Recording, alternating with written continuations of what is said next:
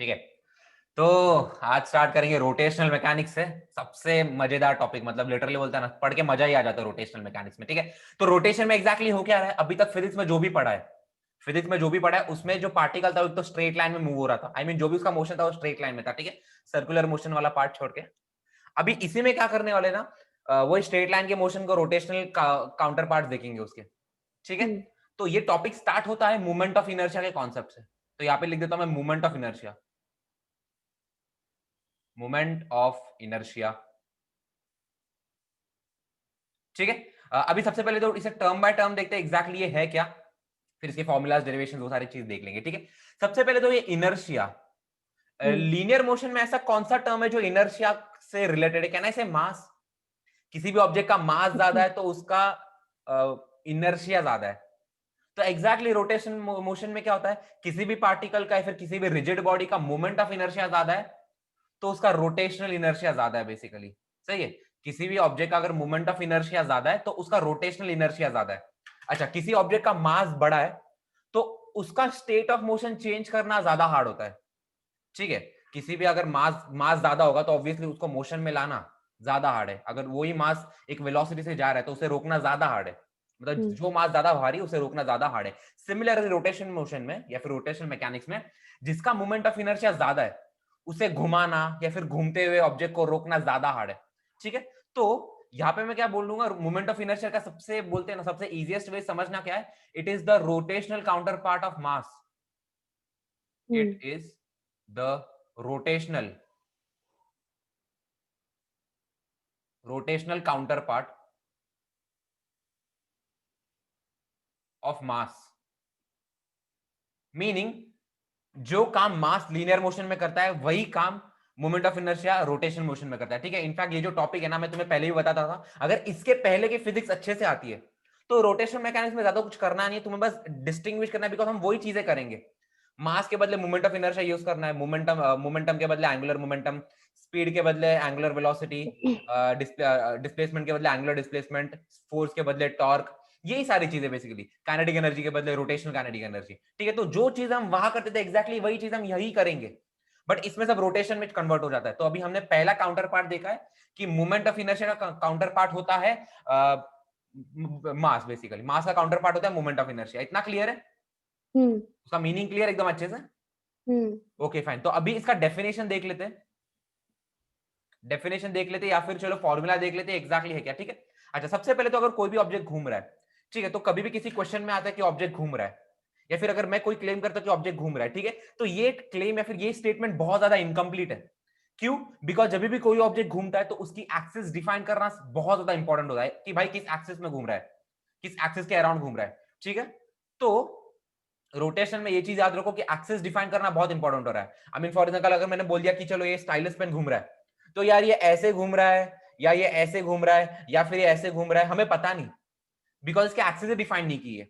तो रोटेशन में जब भी कोई भी क्वेश्चन आएगा, फिर जब भी तुम लोग भी कोई भी क्लेम करोगे, तो रोटेशन में एक्सिस डिफाइन करना बहुत ज्यादा इंपॉर्टेंट होता है। इतना क्लियर है? ओके फाइन, अभी रोटेशनल मोमेंट ऑफ इनर्शिया का डेफिनेशन देख लेते, इसका फॉर्मूला देख लेते एग्जैक्टली है क्या। तो यहां पे मैं डेफिनेशन दे रहा हूं moment of inertia of a particle. ठीक है, अभी पार्टिकल क्या होता है? पार्टिकल बेसिकली एक point mass object. On the other hand अगर तुम नेचर में कुछ भी देखो तो कोई भी पॉइंट मास नहीं है, सारों का कुछ तो फिक्स शेप और फिक्स साइज होता है। ठीक है, तो उन्हें हम रिजिड बॉडी बोलेंगे, नॉट एग्जैक्टली रिजिड बॉडी, उसका भी अलग डेफिनेशन है, वो भी देख लेंगे। ठीक है, तो यहाँ पे क्या कर रहा हूं मैं, सबसे पहले एक एक्सिस बना रहा हूं, और एक्सिस को यूजुअली मैं ऐसे डॉटेड लाइन से ही बनाऊंगा आगे से। ठीक है, तो अगर डॉटेड लाइन से कुछ बनाया तो यूजुअली वो एक्सिस बनाया है मैंने। ठीक है, अच्छा, ये एक्सिस के कुछ स्मॉल आर डिस्टेंस पे एक ऑब्जेक्ट है, एक पॉइंट मास है, इसका मास है m। ठीक है, और ये एक्सिस के अराउंड घूम रहा है, ये जो पॉइंट मास है ये एक्सिस के अराउंड घूम रहा है। ठीक है, तो इसका मोमेंट ऑफ इनर्शिया का डेफिनेशन क्या है? इसका moment of inertia is given bye mr²। That's it, खत्म, ये मोमेंट ऑफ इनर्शिया का डेफिनेशन। अगर कोई भी एक्सिस है, एक्सिस के परपेंडिकुलर डिस्टेंस वो स्मॉल पार्टिकल m मास का डिस्टेंस है स्मॉल r, तो उसका मोमेंट ऑफ इनर्शिया बन जाता है mr²। इतना क्लियर है अच्छे से? लिखो इसे अच्छे से। ठीक है, चलो, अभी डेफिनेशन देख लिया इस चीज का, अच्छा ये तो पॉइंट मास ऑब्जेक्ट के लिए, ये पॉइंट मास ऑब्जेक्ट के लिए ठीक है, लेकिन जैसे मैंने बताया कि नेचर में पॉइंट मास ऑब्जेक्ट्स है ही नहीं, सारे के सारे बोलते हैं ना जिनमें फिक्स साइज और शेप होता है। तो सबसे पहले मैं यहाँ पे रिजिड बॉडी का डेफिनेशन दे रहा हूँ, will be discussing rigid body.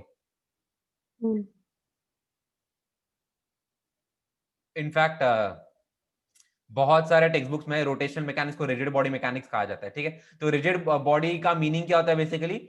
Rigid body का मीनिंग होता है कि a body in which the position of every particle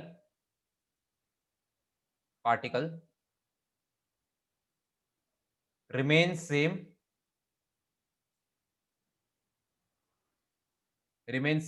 with respect to every other particle in the body। ठीक है, तो फिर से एक बार डेफिनेशन रिपीट करता हूं मैं।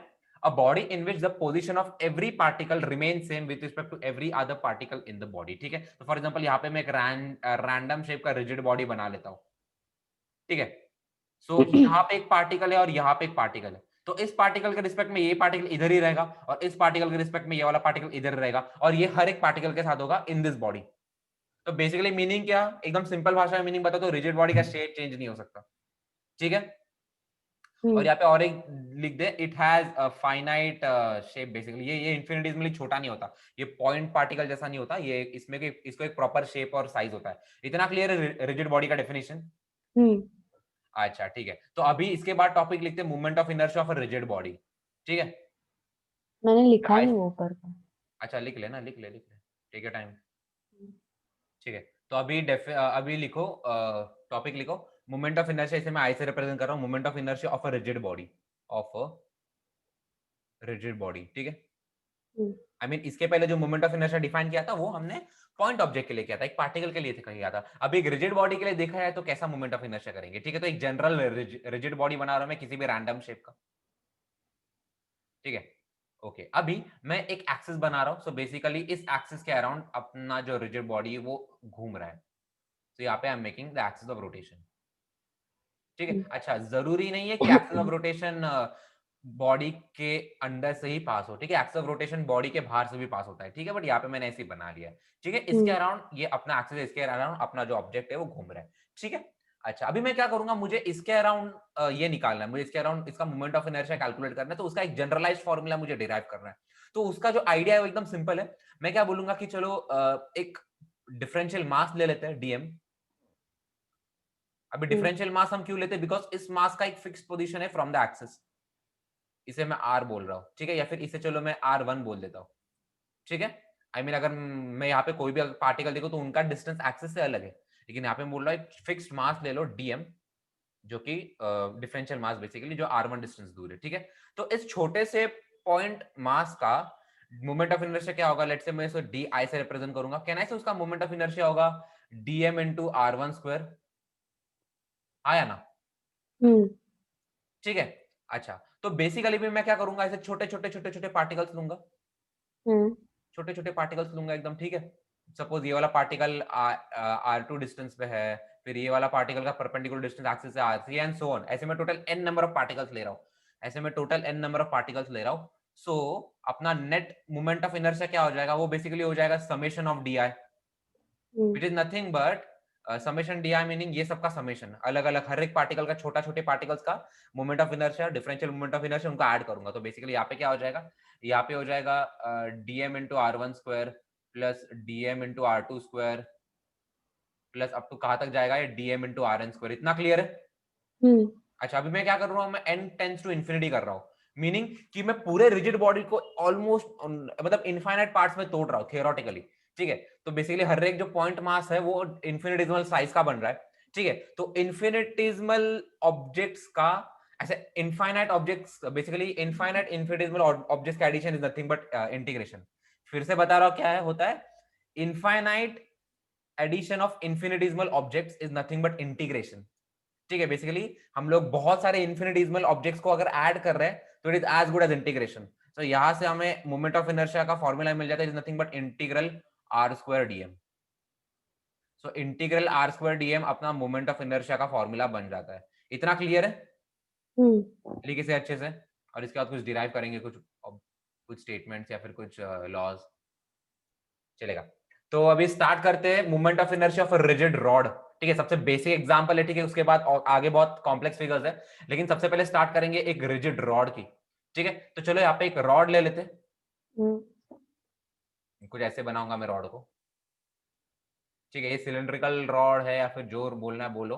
बेसिकली इसका थिकनेस बहुत कम है कंपेयर टू उसका लेंथ, इसका थिकनेस बहुत कम है। ठीक है, तो इसे थिन रॉड भी बोलते हैं बहुत लोग। अच्छा, अभी मैं क्या करूंगा, सबसे पहले अगर मैं पूछूं कि moment of inertia of a rigid rod बोला है, moment of inertia of a rigid rod बोला है, क्या ये क्वेश्चन सही है? नहीं, ये क्वेश्चन गलत है, बिकॉज मैंने एक्सेस डिफाइन ही नहीं किया, फिर मैं बोल सकता हूं कि स्टेटमेंट इनकम्प्लीट है। तो एक्सेस डिफाइन करना बहुत इंपॉर्टेंट है। तो यहाँ पे मैं एक्सेस डिफाइन कर रहा हूँ कि लेट से ये रॉड के सेंटर से पास हो रही है।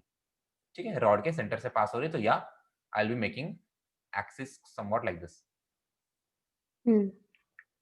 ठीक है, और ये सपोज इससे घूम रहा है ओमेगा से, या फिर चलो इसके अक्रॉस घूम रहा है। ठीक है, अभी ये रॉड का मास है m और इसका लेंथ है l। रॉड का टोटल मास है m और मास m और इसका ये टोटल लेंथ है l। ठीक है, और इसके अक्रॉस हमें रॉड का मोमेंट ऑफ इनर्शिया निकालना है। तो कैसे निकालेंगे हम लोग?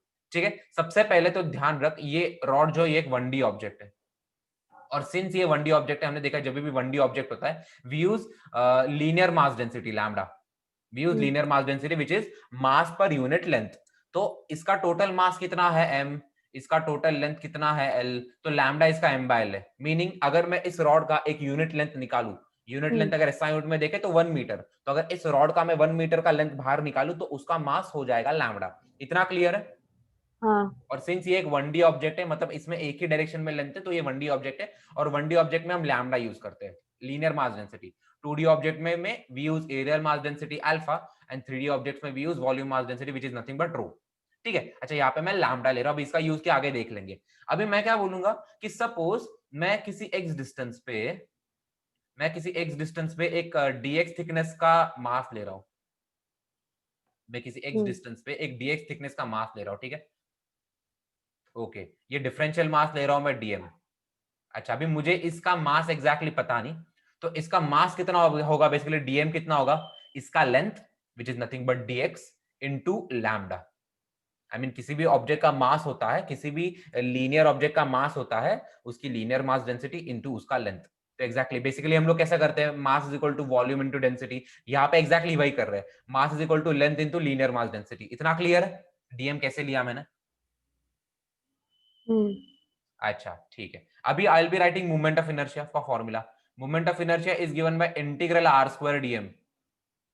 आर क्या है, एक्सिस से लेंथ, और dx क्या है, बेसिकली वो डिफरेंशियल। तो बेसिकली यहाँ पे मैं dx के बदले क्या लूंगा, या फिर sorry it's not integral, it's integral dm, sorry मैंने गलत लिख दिया, इंटीग्रल r स्क्वायर dm। सही है, अब ये dm के बदले में लिखूंगा लैम्डा इनटू dx, तो यहाँ पे i क्या हो जाएगा, i हो जाएगा इंटीग्रल, r तो नथिंग बट x है, बिकॉज हमने x को माना है एक्सिस है डिस्टेंस, तो यहाँ पे बन जाएगा x स्क्वायर इंटू dm के बदले में लिखूंगा लैम्डा dx। सही है, अच्छा अभी x कहां से कहां तक वेरी हो रहा है, मुझे x को ऐसे वेरी करना है सच दैट मैं पूरी की पूरी रॉड कवर कर लूं। तो कहना है से x वेरी हो रहा है -l/2 से +l/2। आई मीन x जब लेफ्ट हैंड साइड में जाएगा तो उसका लेंथ -l/2 होगा, और x अगर राइट हैंड साइड में लेके आऊंगा तो इस एंड तक उसका लेंथ l/2 होगा। सो कहना है say my x is varying from -l/2 to l/2। हाँ या ना? हाँ।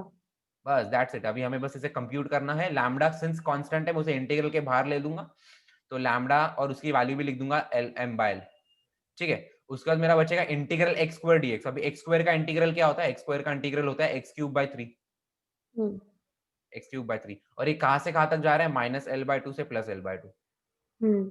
That's it. अभी मुझे बस एक सेकंड, माइनस वो लिमिट्स कैसे मिला आपको? मैंने बताया ना कि ये जो यहाँ पे दिख रहा है ना x, क्या कर रहे हैं हम एक्सिस से डिस्टेंस ले रहे हैं, और हमें x कैसे लेना है, बेसिकली लिमिट्स कैसे लेने की पूरी की पूरी रॉड कवर हो जानी चाहिए। तो एकदम मैं यहाँ का ऑब्जेक्ट लूंगा तो वो कितने लेंथ पे, कहना है -l/2 पे है वो, ये x है, और इसका एक्सिस से डिस्टेंस कितना है, सिंस लेफ्ट हैंड साइड में जा रहा है तो मुझे -x लेना पड़ेगा, -l/2 लेना पड़ेगा। ये टोटल रॉड का लेंथ l/2 है, सॉरी ये टोटल रॉड का लेंथ l है, तो ये इतना डिस्टेंस कितना हो जाएगा l/2, और इतना डिस्टेंस कितना हो जाएगा l/2। इतना क्लियर है? Okay fine. अभी बस इसे अच्छे से कंप्यूट करेंगे हम।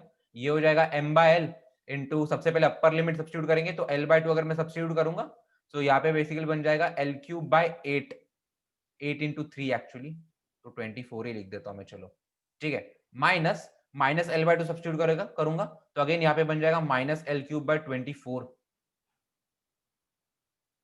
दैट्स इट, ठीक है। तो ये यहाँ पे क्या बन रहा है, यहाँ पे हो रहा है m बाय एल इंटू, ये तो दोनों तो ऐड हो जाएंगे तो ये बन जाएगा इंटू 2l³/24।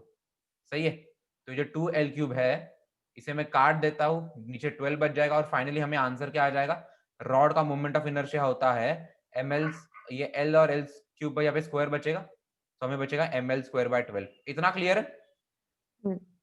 तो ये अपना फाइनल ऑब्जेक्ट, ये अपना फाइनल आंसर है कि एक रॉड जिसके सेंटर ऑफ मास से एक्सिस पास हो रही है, एक थिन रॉड, तो उसका मोमेंट ऑफ इनर्शिया होता है ml²/12, जहाँ पे m उसका मास है और l उसकी लेंथ है। लिखो इसे अच्छे से। तो अभी डिस्कस कर लेते हैं moment of inertia for uniform ring. तो इसमें है क्या, बेसिकली एक रिंग है जिसका मास है कैपिटल M और जिसका रेडियस है r, ठीक है। अच्छा, इसका जो थिकनेस है ये ना के बराबर है, I mean it is very negligible compare to इसका रेडियस, ठीक है। अभी इसका मोमेंट ऑफ इनर्शिया कैसे हम कैलकुलेट करेंगे, बहुत इजी। मैं बोल दूंगा कि कोई भी एक ऑब्जेक्ट पकड़ लो dm, कोई भी एक मास पकड़ लो dm। अब ये जो dm है ये ऑब्वियसली ये r डिस्टेंस पे ही है, तो इस dm का डिफरेंशियल मोमेंट ऑफ इनर्शिया क्या हो जाएगा, basically it's simply dm into r²। इतना क्लियर है। सही है। अभी तो बेसिकली तो नेट मोमेंट ऑफ इनर्शिया क्या हो जाएगा, वो तो यही हो जाएगा, इंटीग्रल r² dm हो जाएगा। सही है। अच्छा, अभी इसका रेडियस तो कांस्टेंट है, कहना है ये r² इज हर एक dm का रेडियस तो एक्सिस से वही डिस्टेंस पे, तो ये कैपिटल r² तो बाहर आ जाएगा। अंदर क्या बचेगा, अंदर बचेगा इंटीग्रल dm, और ये इंटीग्रल dm क्या है, मास ही है टोटल। तो कहना है इसका मोमेंट ऑफ इनर्शिया तो ऐसे निकल के आ जाता है mr²। इतना क्लियर है।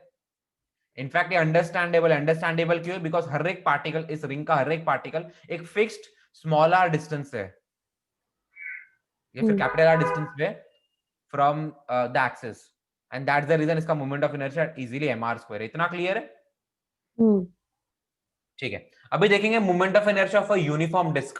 तो डिस्क के सबसे पहले पैरामीटर्स क्या है कि डिस्क का मास है कैपिटल M, डिस्क का मास है कैपिटल M और उसका रेडियस है कैपिटल R, ठीक है। और ये इसकी ऐसी एक्सिस है जो डिस्क के प्लेन के परपेंडिकुलर है और उसके सेंटर से पास हो रही है। मीनिंग सपोज ये डिस्क का प्लेन है, ये डिस्क का प्लेन है, इसके ऊपर अपन डिस्क बनाई है और जो अपना एक्सिस है ये डिस्क के प्लेन के परपेंडिकुलर है, ठीक है। तो ये फिगर में मैंने इसे ऐसे रिप्रेजेंट किया है। फाइन। अभी हमें इसका मोमेंट ऑफ इनर्शिया कैलकुलेट करना है, तो इसका मोमेंट ऑफ इनर्शिया कैसे कैलकुलेट करेंगे। सबसे पहले मैं बोल दूंगा कि पूरे के पूरे डिस्क को इक्वल इसमें डिवाइड कर देंगे, मतलब इनफाइनाइट छोटे छोटे रिंग्स में डिवाइड कर देंगे। तो मैं बोल दूंगा कि लेट से एक स्मॉल r डिस्टेंस पे, एक स्मॉल r डिस्टेंस पे एक dr थिकनेस की रिंग पकड़ लो, ठीक है। एक स्मॉल r डिस्टेंस पे एक dr थिकनेस की रिंग पकड़ लो। इतना क्लियर हो रहा है।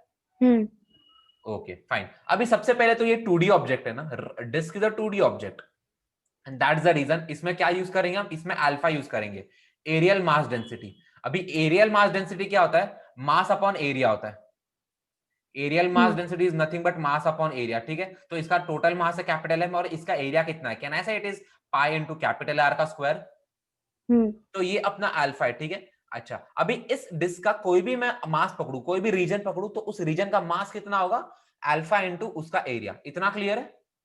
हाँ। आया ना। Okay fine. अभी ये जो हमने रिंग पकड़ा है ना, जिसका रेडियस स्मॉल r है और जिसका थिकनेस dr है, हमें इसका मास निकालना है। लेट से मैं बोल देता हूं इसका मास है dm, ठीक है। अभी इसका मास dm कितना होगा, कहना है इसका मास होगा अल्फा इंटू da, मतलब ऑब्वियसली सिंस ये इसका थिकनेस इन्फिनिटेसिमल है तो इसे इसका एरिया डिफरेंशियल होगा। तो अभी इसका एरिया कैसे कैलकुलेट करेंगे, मैं बोलता हूं कि मैं इस रिंग को काटता हूं और इसको एक रेक्टेंगल फॉर्म में कन्वर्ट कर देता हूं। तो उस रेक्टेंगल का लेंथ कितना होगा, कैन आई से वो इस रिंग के सर्कमफेरेंस के बराबर होगा। ओके, तो वो जो रेक्टेंगल बनेगा उसका लेंथ हो जाएगा इसके सर्कमफेरेंस के around, which is nothing but 2 pi r, और उसका थिकनेस कितना होगा dr। So 2 pi r into dr, can I से ये इसका एरिया है, ये रिंग का एरिया जो पर्पल में इस फिगर में उस एरिया को पर्पल से रिप्रेजेंट किया गया है। तो कहना है उसका डिफरेंशियल एरिया हो जाएगा 2 पाई r into dr। Okay fine. तो इस रिंग का डिफरेंशियल मास कितना हो जाएगा, कहना है alpha, which is nothing but m by pi r square into dA into area which is nothing but 2 pi r dr. सही है गलत? समझ में आ रहा है इतना? अच्छा ठीक है, अभी यहाँ पे क्या हो रहा है, चलो पाई पाई कट रहा है, पाई पाई कट रहा है, तो बेसिकली इस रिंग का मास कितना हो जाएगा, इस रिंग का मास हो जाएगा 2m r dr the whole upon capital R का स्क्वायर। इतना क्लियर है? ठीक है, तो ये डीएम हो जाएगा। अभी ये डीएम हमें पता है कहाँ पे यूज होने वाला है, ये डीएम अपने मोमेंट ऑफ इनर्शिया के फॉर्मूला में यूज होने वाला है। मोमेंट ऑफ इनर्शिया का फॉर्मूला क्या है, I is given by integral r square DM. I is given by integral r square DM, सही है। तो यहाँ पे हम लोग वही अप्लाई करेंगे, will be applying integral. r क्या है, एक्सिस से डिस्टेंस, तो यहाँ पे r को तो r ही लिखेंगे, तो यहाँ पे लिख दूंगा r स्क्वायर। अच्छा, डीएम के बदले क्या सब्स्टिट्यूट करेंगे, डीएम के बदले ये सब्स्टिट्यूट करेंगे। देख, इंटीग्रेशन का रूल होता है डिफरेंशियल वेरिएबल और variable they should be same, ठीक है। आई मीन यहाँ पे रेडियस है, रेडियस का वेरिएबल, यहाँ पे मास का variable, we can not simply integrate it, ठीक है। तो वो वेरिएबल सेम होने चाहिए, तो वो वेरिएबल सेम करने के लिए हम ये करते हैं, डीएम को डीआर के टर्म्स में लिखते हैं और देन वी सब्स्टिट्यूट। तो डीएम के बदले here I will be substituting 2m by capital R का स्क्वायर इनटू r dr। इतना क्लियर है? हाँ। अच्छा, ये जो रेट स्मॉल आर है कहां से कहां तक वेरी हो रहा है, मैंने बताया हमें एक्स को या फिर आर को ऐसे वेरी करना है सच दैट पूरा का पूरा मास कवर हो जाए। अभी कहना है ये स्मॉल आर वेरी हो रहा है 0 टू कैपिटल आर, मतलब हाँ। 0 डिस्टेंस पे एकदम मैं यहाँ पे छोटा सा रिंग ले लूंगा, फिर उसके बाद धीरे धीरे रिंग का साइज बड़ा होता जाऊंगा, ऐसे कर करके कहना है मैं पूरा डिस्क कवर कर दूंगा। तो यहाँ पे स्मॉल आर कहां से कहां तक वेरी हो रहा है, small r is varying from 0 to capital R. तो ये जितना मैंने अभी तक लिखा इतना समझ में आ रहा है एकदम अच्छे से? Okay fine. अभी हम क्या करेंगे, ये इंटीग्रल को इवैल्यूएट करेंगे। जो कांस्टेंट टर्म्स है मैं उसे इंटीग्रल के बाहर लिख दूंगा, तो यहाँ पे लिख दूंगा 2m बाय कैपिटल R का स्क्वायर। ये सारे कांस्टेंट टर्म्स है, ये मैंने इंटीग्रल के बाहर लिख दिए। अंदर बचा क्या, स्मॉल r इंटू आर, तो स्मॉल r का क्यूब dr। ये कहां से कहां तक वेरी हो रहा है, 0 से कैपिटल R। इतना क्लियर है? अब इसलिए करना क्या है, करना कुछ नहीं है, ये छोटा सा इंटीग्रल है उसे इवैल्यूएट करना है, जो कि बहुत आसान है, नॉर्मल पॉलिनोमियल इंटीग्रल है ये। तो r क्यूब का इंटीग्रल हो जाएगा r रेज टू 4/4। यहाँ पे be writing r raise to 4/4। कहां से कहां तक वेरी हो रहा है, 0 से कैपिटल R तक वेरी हो रहा है, सही है। तो यहाँ पे हो जाएगा 2m बाय कैपिटल R का स्क्वायर इनटू, सबसे पहले अपर लिमिट डाल दूंगा मैं, तो अपर लिमिट में capital R raise to 4/4 minus जब लोअर लिमिट डाल दूंगा तो स्मॉल r के पहले 0 लिख दूंगा, तो यहाँ पे 0 आ जाएगा। तो बचेगा क्या यहाँ पे, 2m बाय कैपिटल R का square into r raise to 4/4, सही है। अभी बस मैं इसमें से काट दूंगा, जो जो कट रहा है, ये r स्क्वायर कटेगा, ये इसका कटेगा, यहाँ पे 2 बचेगा, r स्क्वायर बचेगा, और ये 2 इससे कटेगा, 4 से 2 बचेगा यहाँ पे। तो बेसिकली बन रहा है फाइनली मोमेंट ऑफ इनर्शिया का फॉर्मूला क्या आ रहा है, मोमेंट ऑफ इनर्शिया का फॉर्मूला आ रहा है mr square by 2, mr square by 2। इतना क्लियर है अच्छे से? यहाँ पे पूरा डेरिवेशन देख लो और इसे लिख लो अच्छे से, ठीक है। सो रिंग हो गया, डिस्क हो गया।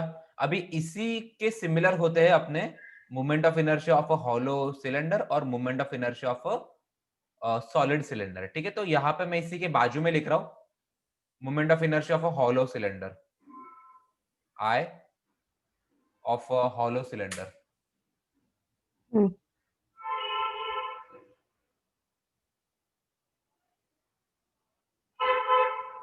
तो बेसिकली यहाँ पे फिगर कैसे बन रही है, यहाँ पे फिगर कुछ ऐसे बन रही है। यहाँ पे सिलेंडर है, आई मीन यहाँ पे सिलेंडर का एक एंड है, यहाँ पे सिलेंडर का दूसरा एंड है। एक 3D फिगर बना रहे हैं, तो इसलिए थोड़ा सा 2D में थोड़ा सा इसे तोड़ मरोड़ के बनाना पड़ता है, बट समझ जा, ठीक है। तो अपना सिलेंडर यहाँ पे कुछ ऐसा है, समझ में आ रहा है? अच्छा, ये हॉलो सिलेंडर है। हॉलो सिलेंडर का मीनिंग इसके अंदर कुछ भरा हुआ नहीं, ये बस एक खोखला शेल है, ये बस एक खोखला शेल है, ठीक है। अभी मैं इसकी एक्सिस डिफाइन कर रहा हूं, मैं इसकी एक्सिस कैसे बना रहा हूं, मैं इसकी एक्सिस ऐसे बना रहा हूं, बेसिकली इसके सेंटर से पास हो रही है, नेचुरली उसे एक्सिस ऑफ सिलेंडर ही बोलते हैं, समझ में आ रहा है? नेचुरली इसको हम एक्सिस ऑफ सिलेंडर ही बोलते हैं। तो इस एक्सिस के अराउंड अपना सिलेंडर घूम रहा है, तो हमें इस एक्सिस के अराउंड इसका मोमेंट ऑफ इनर्शिया निकालना है। इतना क्लियर है? Okay fine. अभी कैसे निकालेंगे इसे, बहुत इजी है। मैं पूरे सिलेंडर को इनफाइनाइट रिंग्स में तोड़ दूंगा, मैं पूरे सिलेंडर को मैं इनफाइनाइट रिंग्स में तोड़ दूंगा। इसका मास कैपिटल एम है और इसका मास कैपिटल एम है और इसका रेडियस आर है, ठीक है। ये जो सिलेंडर है इसका मास कैपिटल एम है और इसका रेडियस आर है, हाइट कुछ भी हो सकता है, फर्क नहीं पड़ता उससे, ठीक है। ओके, अब मैं क्या करूंगा, क्या मैं इस पूरे सिलेंडर को रिंग में कन्वर्ट कर दूंगा, बहुत सारे रिंग्स में कन्वर्ट कर दूंगा। तो समवॉट लाइक दिस, समझ में आ रहा है? हाँ। ओके, अलग अलग रिंग्स में कन्वर्ट करो। अभी लेट से इसका मास है डीएम, इसका मास है डीएम, तो ये रिंग का मोमेंट ऑफ इनर्शिया कितना होगा, उसे डीआई से रिप्रेजेंट करता हूं। कैन आई से इट इज, ये फॉर्मूला यूज करेंगे, वो बन जाएगा डीएम इंटू आर स्क्वायर। सही है। अच्छा, तो नेट मोमेंट ऑफ इनर्शिया कितना हो जाएगा, integral dm into r square. अभी कहने से सारे रिंग्स का रेडियस तो सेम ही रहेगा ना, सारे रिंग्स का रेडियस तो सेम ही रहेगा, तो मैं रेडियस तो कांस्टेंट है, बाहर निकालो, इंटीग्रल डीएम करना पड़ेगा। और इंटीग्रल डीएम मतलब पूरे रिंग्स का इंटीग्रेशन करना पड़ेगा, छोटे छोटे रिंग्स का, तो उसका डीएम इंटीग्रल क्या हो जाएगा, कहने से कैपिटल एम ही हो जाएगा। तो यहां से हमें moment of inertia of hollow cylinder का फॉर्मूला मिल जाता है एम आर स्क्वायर। तो since it is similar to a ring, तो मैं उसके बाजू में बना रहा हूं। इतना क्लियर है अच्छे से? लेकिन इसको अभी डिस्कस कर लेते हैं। Moment of inertia of a solid cylinder, it is similar to a disc, इसीलिए हम लोग साइड बाय साइड कर रहे हैं। तो लेट्स से ये सॉलिड सिलेंडर, इसका मास है कैपिटल एम और इसका रेडियस है आर। तो जैसे हमने हॉलो सिलेंडर के लिए किया था, एग्जैक्टली ऐसे यहाँ पे करेंगे। ये पूरे के पूरे सिलेंडर को इनफाइनाइट डिस्क में, छोटे छोटे डिस्क में काट देंगे, तो ये कुछ ऐसा दिखेगा। तो ऐसा दिखेगा, यहाँ पे डिस्क रहेगी, ठीक है। अभी इस डिस्क का लेट से मास डीएम मान लेते हैं और इसका रेडियस तो कैपिटल आर ही रहेगा। तो इसका डिफरेंशियल मोमेंट ऑफ इनर्शिया क्या हो जाएगा, वो सिंपली हो जाएगा dm into r square by 2। हम बेसिकली ये वाला फॉर्मूला यूज कर रहे हैं, हम डिस्क के मोमेंट ऑफ इनर्शिया का फॉर्मूला यूज कर रहे हैं, ठीक है। तो आई क्या हो जाएगा, वो तो इंटीग्रल डी आई हो जाएगा। तो ये बन जाएगा इंटीग्रल इस चीज का, integral dm into r square by 2। सही है। अभी आर स्क्वायर बाय 2 तो कांस्टेंट है, वो तो मैं इंटीग्रल के बाहर ले लूंगा, अंदर बचेगा इंटीग्रल डीएम। अभी ये सारे डीएम्स को इंटीग्रेट करूंगा तो मुझे कैपिटल एम ही मिलेगा। तो यहाँ से फाइनली हमें moment of inertia of solid cylinder मिल जाएगा, which is nothing but M are square by 2। इतना एकदम अच्छे से क्लियर है? ठीक है, तो हमने कुछ ऑब्जेक्ट रिजिड बॉडीज का डेरिवेशंस देख लिया। अब बाकी के डेरिवेशंस रहने देते हैं, तो उसका टेबल है, अच्छे से याद कर लो, ठीक है। स्फीयर का, स्क्वायर का, रेक्टेंगल का, बहुत सारे फॉर्मूला का टेबल है, वो याद कर लो, ठीक है। डेरिवेशंस एकदम सिंपल इंटीग्रल से हो जाते हैं। तो अभी हम इसके बाद डिस्कस करेंगे एक्सिस थ्योरम। तो एक्सिस थ्योरम्स में there are total 2 axis theorems, parallel axis theorem and perpendicular axis theorem. तो सबसे पहले हम डिस्कस करेंगे पैरेलल एक्सिस थ्योरम। सो यहाँ पे I am writing parallel axis theorem.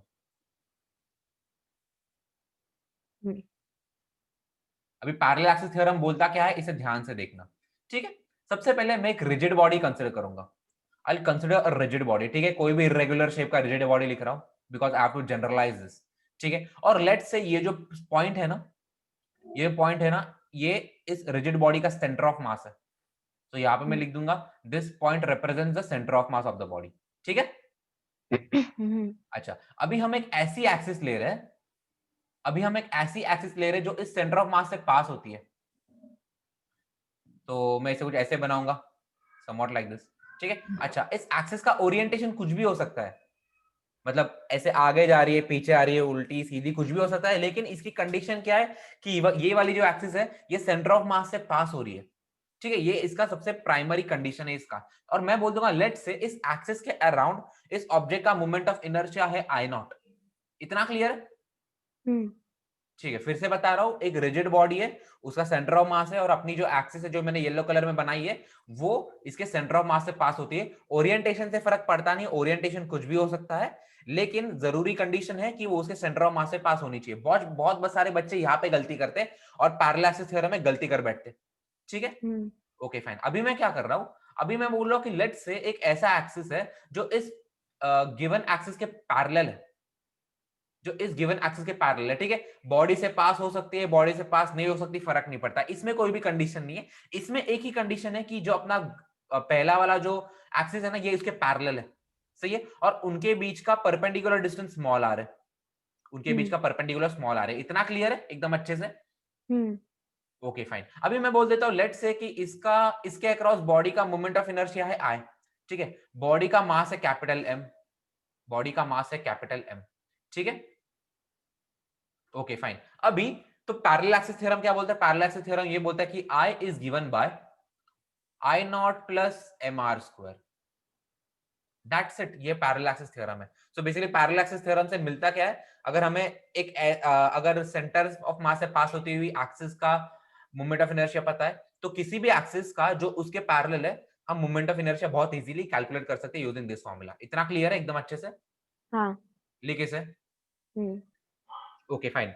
Parallel axis theorem discuss कर लिया, अभी डिस्कस कर लेते हैं परपेंडिकुलर एक्सिस थ्योरम। ठीक है, तो जैसे मैंने यहाँ पे कंडीशन बताया था कि एक कंडीशन सेंटर ऑफ मास से पास होना चाहिए, वो एक कंडीशन, तो यहाँ पे भी एक कंडीशन है। तो यहाँ पे सबसे इंपॉर्टेंट कंडीशन ये है जो बच्चे बार बार भूल जाते हैं और गलती कर बैठते हैं, वो है कि ये सिर्फ लैमिनर ऑब्जेक्ट्स के लिए वैलिड है। तो यहाँ पे लिख देता हूं मैं लैमिना, एक सेकेंड। ओके, तो लैमिनर ऑब्जेक्ट्स, ठीक है। लैमिना का मीनिंग क्या होता है? इसे हम बोल सकते हैं शीट्स या फिर फ्लैट, ठीक है। मेलेबिलिटी, डक्टिलिटी, मेलेबिलिटी, मेलेबिलिटी, ठीक है। हम लोग बोलते हैं ना कोई भी ऑब्जेक्ट मेलेबल, इसका मीनिंग क्या है कि इसे फ्लैट शीट्स में हम बना सकते हैं, ठीक है। मीनिंग उसका जो थिकनेस है ना बाकी सरफेस बाकी रीजन से बहुत कम है उसके डायमेंशन थिकनेस के, ठीक है। तो जो परपेंडिकुलर एक्सिस थ्योरम है वो सिर्फ लैमिनर ऑब्जेक्ट्स के लिए वैलिड है। तो सबसे पहले एक लैमिनर ऑब्जेक्ट में बना देता हूं यहाँ पे। So I will try to make a object which will resemble a lamina somewhat like this. So suppose ये अपना ऑब्जेक्ट है और एकदम थिन ऑब्जेक्ट है, काइंड ऑफ लाइक दिस, ठीक है। तो समझ में आ रहा है बेसिकली काइंड ऑफ मैं छोटा सा इसका शीट बना रहा हूं, ठीक है। तो बेसिकली एकदम पतला ऑब्जेक्ट है, ठीक है। एक शीट है, उसका शेप कुछ भी हो सकता है, फर्क नहीं पड़ता, बट उसका जो थिकनेस है वो बहुत कम है, ठीक है। और लेट्स से बस इस लेट्स से कि इसके प्लेन में, ये इसका प्लेन है, ठीक है, ये इसका प्लेन है। तो प्लेन यहाँ पे चलो बनाऊंगा नहीं मैं, बट ये इसका प्लेन है। इसके प्लेन में कोई भी एक मैं पॉइंट पकड़ लेता हूँ, ठीक है। जरूरी नहीं इसका सेंटर ऑफ मास हो ये वो, बहुत सारे बच्चों को गलत फहमियां होती है कि नहीं यार सेंटर ऑफ मास है, बट ऐसा कुछ नहीं है, ठीक है। ये इस प्लेन पे कोई भी ऑब्जेक्ट है और इस पे मैं दो एक्सिस बना रहा हूं। लेट से ये अपना एक एक्सिस हो गया, लेट से ये एक्स एक्सिस हो गया और ये वाई एक्सिस हो गया। हम्म। कैसे बना देता हूं बेसिकली, ठीक है। ये दोनों जो एक्सिस है ना, एक्स एक्सिस और वाई एक्सिस, ये दोनों इस ऑब्जेक्ट के प्लेन में, ठीक है। This is a very important point. Hmm. ये दोनों एक्सिस है ना, एक्स एक्सिस हो गया और ये वाई एक्सिस हो गया, ये दोनों इसके प्लेन में। तो यहाँ पे लिख देंगे कि x axis and y axis in the plane, hmm. In the plane, ठीक है। जो लैमिनर ऑब्जेक्ट है इसके प्लेन में। अभी मैं एक तीसरी एक्सिस ऐसे डिफाइन कर रहा हूं जो इस प्लेन के परपेंडिकुलर है। हम्म। तो in short it is perpendicular to both the objects, hmm. Clear है? It is perpendicular to both the object. और बोलने के लेट से इसे हम जेड एक्सिस से रिप्रेजेंट कर रहे हैं, इसे हम जेड एक्सिस से रिप्रेजेंट कर रहे हैं। इतना क्लियर है? हम्म। ओके। अभी मैं क्या बोल रहा हूँ, लेट से ये एक्स एक्सिस के अराउंड इसका मोमेंट ऑफ इनर्शिया है आई एक्स, वाई एक्सिस के अराउंड इसका मोमेंट ऑफ इनर्शिया है आई वाई, और जेड एक्सिस के अराउंड इसका मोमेंट ऑफ इनर्शिया है जेड आई जेड। तो एकदम सिंपल सा थ्योरम है, I z is given by I x plus I y, I z is given by I x plus I y. ये इतना clear है? हम्म। कंडीशन सारे क्लियर है? फिर से बता देता हूँ, लैमिनर ऑब्जेक्ट का मीनिंग कि फ्लैट है, ठीक है। अच्छा, उस पर कोई भी पॉइंट ले रहा हूं मैं और उस पॉइंट पे I am drawing two perpendicular axis. इनका ओरिएंटेशन भी कुछ भी हो सकता है, but they must be perpendicular to each other. तो एक को मैं एक्स बोल देता हूं, एक को मैं वाई बोल देता हूं। अब एक तीसरी एक्सिस बना रहा हूं जो इस कॉमन पॉइंट से गुजर रही है और इस प्लेन के परपेंडिकुलर है, वो it is perpendicular to the plane. तो यहां पे लिख भी देता हूं बेसिकली जेड एक्सिस जो है it is perpendicular to the plane, ठीक है। So I z is given by I x plus I y. ये सादा सिंपल सा अपना परपेंडिकुलर एक्सिस थ्योरम है। इतना क्लियर है एकदम अच्छे से? हाँ। लिखे से?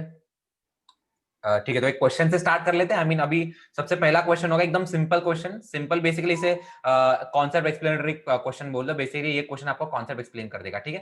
तो क्वेश्चन क्या है कि find the moment of inertia of a rod, of a thin rod. ये तो हम ऑलरेडी निकाल चुके हैं, लेकिन इस क्वेश्चन में कैच क्या है कि इसमें मैं एक्सिस चेंज कर रहा हूं। मैं एक्सिस कहां पे डाल रहा हूं?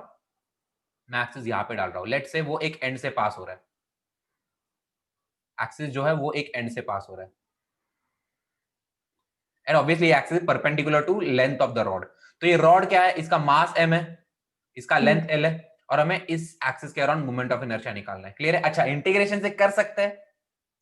हमें ऑलरेडी ये पता है, हमें ऑलरेडी क्या पता है कि जो इसके सेंटर है, जो एक्सिस जो इसके सेंटर से पास होती है उसके अक्रॉस मोमेंट ऑफ इनर्शिया हम ऑलरेडी डिराइव कर चुके हैं। एक ऐसी एक्सिस जो इसके सेंटर से पास होती है उसके अक्रॉस मोमेंट ऑफ इनर्शिया होता है। अब सिंस ये सेंटर से पास कर रही है, centre is nothing but the centre of mass for this rod, तो इसका आई नॉट होगा। इसका आई नॉट कितना होता है? इसका I naught is given by ml square by 12। ये हमें ऑलरेडी पता है, ठीक है। तो हमें इस एक्सिस के अराउंड मोमेंट ऑफ इनर्शिया निकालना है। समझ में आ रहा है एकदम अच्छे से? हाँ। ठीक है। So I will be saying कि इस एक्सिस के अराउंड मुझे मोमेंट ऑफ इनर्शिया निकालना है। So we have to compute I. Start कर दो। ठीक है, अभी ये क्वेश्चन देख लेते, ठीक है। इसे सॉल्व कैसे करेंगे? सबसे पहले तो यहाँ पे देखते कि ये डिस्टेंस कितना हो जाएगा। ऑब्वियसली दोनों एक्सिस एक दूसरे से पैरेलल है, तो ये डिस्टेंस हो जाएगा l/2। ये डिस्टेंस हो जाएगा l/2, सही है। सो सिंपली ये तो अपना आई नॉट होगा, तो सिंपल फॉर्मूला अप्लाई कर देंगे। I is given by I naught plus mr square. R क्या है? स्मॉल आर क्या है? दोनों पैरेलल एक्सिस के बीच का डिस्टेंस। सो आई नॉट के बदले लिख दूंगा ml square by 12 plus m into r के बदले l/2 डाल दूंगा, तो यह बन जाएगा l/2 का स्क्वायर। That's it. तो ये क्या बन जाएगा? ये बन जाएगा ml square by 12 plus ml square bye 4। ठीक है, बस सिंपली अभी डिनोमिनेटर को सेम करना पड़ेगा। ml square by 12 plus 3ml square by 12, दोनों का ऐड कर देंगे, ये बन जाएगा 4ml स्क्वायर बाय 12। तो फाइनली अपना आई आ जाएगा ml स्क्वायर बाय 3। इतना क्लियर है एकदम अच्छे से? चलो अब एक क्वेश्चन देख लो। एक क्वेश्चन में है क्या? एक रिंग है जिसका मास है कैपिटल M और जिसका रेडियस है r। अभी हमें I1 और I2 निकालना है। I1 क्या है? एक ऐसा एक्सिस है जो इस रिंग के सेंटर से पास करता है, लेकिन ये इस रिंग के प्लेन में लाई करता है, ठीक है। और बेसिकली एक ऐसा एक्सिस जो इसका टैंजेंट है, ये रिंग का टैंजेंट है, ठीक है। अभी हमें क्या क्या पता है जो हमने प्रीवियस डेरिवेशंस किए, उससे हमें बेसिकली ये वाली इंफॉर्मेशन है। हमें इंफॉर्मेशन क्या है? एक ऐसी एक्सिस जो इस प्लेन के परपेंडिकुलर है, एक ऐसी एक्सिस जो इस प्लेन के परपेंडिकुलर और सेंटर से पास होती है। हमें इसके अक्रॉस मोमेंट ऑफ इनर्शिया पता है, ये हमने डिराइव किया है। तो इस एक्सिस को मैं लेट से आई जेड बोल देता हूं। तो हमें इसके अक्रॉस मोमेंट ऑफ इनर्शिया पता है mr स्क्वायर होता है रिंग का, ठीक है। तो हमें इसके अक्रॉस निकालना है। तो हम बेसिकली इसे सॉल्व कैसे करेंगे? देख लो इसे सॉल्व कैसे करेंगे। मैं एक तीसरे एक्सिस डिफाइन करूंगा। मैं एक तीसरा एक्सिस डिफाइन करूंगा जो ये इसके ही प्लेन में है, बट ये इसके परपेंडिकुलर है। Basically I define somewhat like this. Okay fine. तो ये मैं एक ऐसी एक्सिस बना रहा हूं और इस एक्सिस को मैं I1 डैश बोल देता हूं। ये बेसिकली इसी के परपेंडिकुलर है, ये इसके परपेंडिकुलर है और इसके प्लेन में लाई करता है, ठीक है। तो फ्रॉम सिमेट्री कैन आई से I1 और I1 डैश तो इक्वल होने चाहिए। मतलब एक अगर मैं रिंग ले लूं तो रिंग के लिए ऐसी एक्सिस बनाओ, ऐसी एक्सिस बनाओ, दोनों रिंग के लिए, और रिंग तो सिमेट्रिक है। और सिंस वो सिमेट्रिक है तो I1 और I1 डैश सेम होने चाहिए। इतना क्लियर है? हाँ। अच्छा, अब ये I1 और I1 डैश दोनों इस रिंग पे लाई करते हैं, both lies on this ring, ठीक है। अच्छा, और ये जो IZ जो है वो इस रिंग के प्लेन के परपेंडिकुलर। अभी ring is nothing but a laminar object, तो इसमें परपेंडिकुलर एक्सिस थ्योरम लगा सकता हूं। सो कैन आई से हियर आई कैन क्लेम कि IZ is given bye I1 plus I1 dash. हाँ या ना? Can I claim here? अच्छा, IZ मुझे पता है mr स्क्वायर, तो मैं यहाँ पे सब्स्टिट्यूट कर दूंगा। Here I will be writing mr square is equal to I1 के बदले क्या लिखूंगा? मुझे ना I1 पता है ना I2 पता है, बस मुझे इतना पता है कि I1 I2 इक्वल है। तो कैन आई से मैं इसके बदले 2 I1 लिख सकता हूँ।